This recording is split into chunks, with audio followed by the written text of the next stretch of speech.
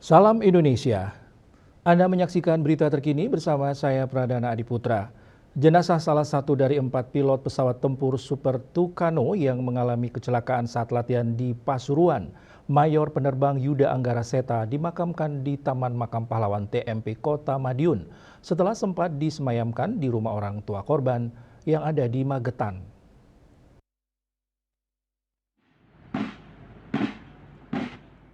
Jenazah pilot pesawat tempur Mayor Penerbang Yuda Anggara Seta yang menjadi korban kecelakaan pesawat tempur Super Tucano dimakamkan dengan upacara militer pada Jumat 17 November di Taman Makam Pahlawan Kota Madiun.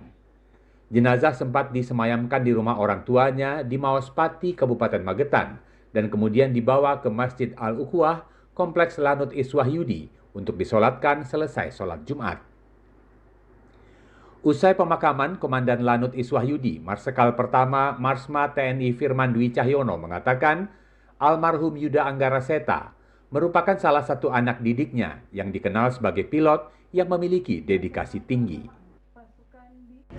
Lulusan Akademi Angkatan Udara tahun 2006, beliau adalah sosok yang berdedikasi, sosok yang tegar, dan sosok yang penuh pengabdian kepada bangsa dan negara.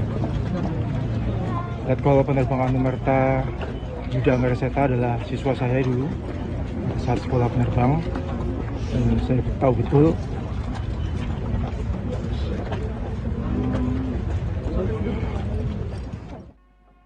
Mayor Penerbang Yuda Anggara Seta adalah pilot pesawat nahas dengan nomor ekor TT3103 yang jatuh saat latihan tempur di Pasuruan. Almarhum adalah anak kedua dari 3 bersaudara, meninggal dalam usia 38 tahun. Almarhum meninggalkan seorang istri beserta 2 orang anak. Lanut Iswahyudi sedang mengajukan kenaikan pangkat untuk almarhum menjadi Letkol Penerbang Anumerta Yuda Anggara Seta. Dari Kota Madiun, Jawa Timur, Rindu Dwi Kartiko, Kantor Berita Antara, mewartakan.